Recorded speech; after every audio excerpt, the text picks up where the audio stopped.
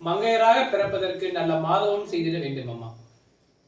இது ஜஸ்ட் ஒரு வரியா மட்டும்தான் இருக்கு.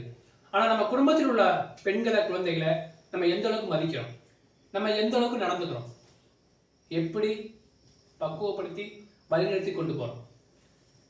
ஆனா இன்னைக்கு வேலைக்கு போற இடத்துலயா இருக்கட்டும், ஒரு ஸ்கூலுக்கு போறதா இருக்கட்டும், ஒரு பஸ்ல போறாங்க, ஒரு ட்ரெயின்ல போறாங்க, ஏதோ ஒரு வாகனத்துல போறாங்க, அவங்களுக்கு எந்த விதமான பிரச்சனைகள் நிறைய வந்துகிட்டு இருக்கு. நம்ம நியூஸ் பேப்பர்ல பாக்குறோம்ல, அங்க பிரச்சனை, இங்க பிரச்சனை, அந்த பிரச்சனை, இந்த பிரச்சனை, எங்க பார்த்தாலும் பெண்களுக்கு வன்கொடுமைகள் நிறைய நடந்துகிட்டு இருக்கு. இதுக்கெல்லாம் யார் காரணம்? ஆனா நம்ம நிறைய இடத்துல நிறைய பெண்களுக்கு ஊக்கமளிக்கிற மாதிரி நிறைய பேசுறாங்க. அவங்க எவ்வளவுதான் தன்னம்பிக்கையோட வாழ்க்கையில போராடி வந்தாலும் ஒவ்வொரு இடத்துலயுமே அந்தந்த வயசுக்கு தக்கன ஒரு பிரச்சனைகளை அவங்க நிறைய சந்திச்சுட்டு இருக்காங்க. அதை நம்ம கண்கூட பார்க்கிறோம். ஏன் சோசியல் மீடியாவில் நிறைய பார்க்கிறோம். முன்னாடிலாம் கண்ணுக்கு காணாம இருந்துச்சு. ஆனா இன்னைக்கு எல்லார் கையிலையும் சோசியல் மீடியா இருக்கு. அதனால எல்லாமே பார்க்க பார்க்க எங்க நிறைய இடத்துல பிரச்சனை நடக்குது. இதுக்கு யாருதான் காரணம்? அவங்க எவ்வளவுதான் நல்ல ஒரு நம்பிக்கையோட போராடி வர்றாங்க. ஒரு பள்ளிக்கு போறதா இருக்கட்டும், ஒரு வேலைக்கு போறதா இருக்கட்டும், ஒரு விளையாட்டுத்துறையா இருக்கட்டும், எங்க வேண்டுமானாலும் இருக்கட்டும். ஆனா நம்ம குழந்தைகள் ஒவ்வொரு இடத்துல அந்தந்த வயசுக்கு ஏற்ற மாதிரி ஒவ்வொரு பிரச்சனைகளை அன்றாட சந்திச்சுக்கிட்டு தான் இருக்காங்க. ஆனா நாம என்ன பண்றோம் அப்படின்னா, ஒவ்வொரு பெண் குழந்தைகளுக்கும் ஊக்கமளிக்கிற மாதிரி அவங்களுக்கு நம்பிக்கையை ஊட்டுறோம், அவங்களை உற்சாகப்படுத்துறோம். மேற்கொண்டு என்ன பிரச்சனைகள் வந்தா எப்படி சந்திக்கணுங்கிறத நிறைய இடங்கள்ல இன்னைக்கு நிறைய பெற்றோர்கள் கற்றுக் கொடுக்குறாங்க. அதை எல்லாத்தையும் தாண்டி இன்னைக்கு உள்ள பெண்கள் ரொம்ப அட்வான்ஸாகவும் இருக்காங்க. அவங்கள காப்பாற்றிக்கிறதுக்கு என்னென்னலாம் செய்யணுமோ எல்லாம் செஞ்சு பக்காவா வர்றாங்க. ஆனா அதை எல்லாம் தாண்டி ஒரு பிரச்சனை நடக்குது. அந்தந்த வயசுக்கு தக்கன ஒவ்வொரு விதமான ஒவ்வொரு பிரச்சனையும் சந்திக்கிறாங்க. ஒரு பள்ளிக்கு போறாங்க, அங்க ஒரு விதமான பிரச்சனை.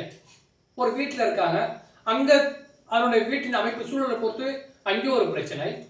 ஒரு வேலைக்கு போறாங்க, அங்கேயும் ஒரு விதமான பிரச்சனை. இல்லை வெளியில போறாங்க அப்படின்னா அங்கேயும் ஒரு விதமான பிரச்சனை. ஏன் இன்னும் சொல்ல போனா மேரேஜ் பண்றாங்கல்ல, அதுக்கு பிறகு அவங்க சந்திக்கக்கூடிய பிரச்சனையும் வேற மாதிரி போகும். ஸோ அப்படி ஒவ்வொரு இடத்துலையுமே பெண்களுக்கு அந்தந்த வயசுக்கு ஏற்ற மாதிரி நிறைய பிரச்சனைகள் வருது. இதுக்கு யார் காரணம்? நீங்களே சொல்லுங்க பார்க்கலாம்.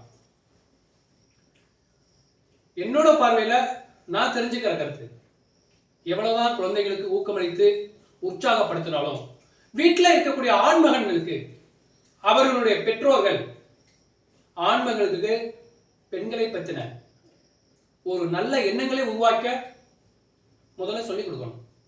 பெண்கள்னா இப்படித்தான் பேசணும், இப்படித்தான் பழகணும் அப்படின்னு வீட்டில் இருக்கக்கூடிய அவர்களுடைய ஆண்மகன்களுக்கு வீட்டில் உள்ள பெற்றோர்கள் கண்டிப்பா சொல்லிக் கொடுக்கணும்.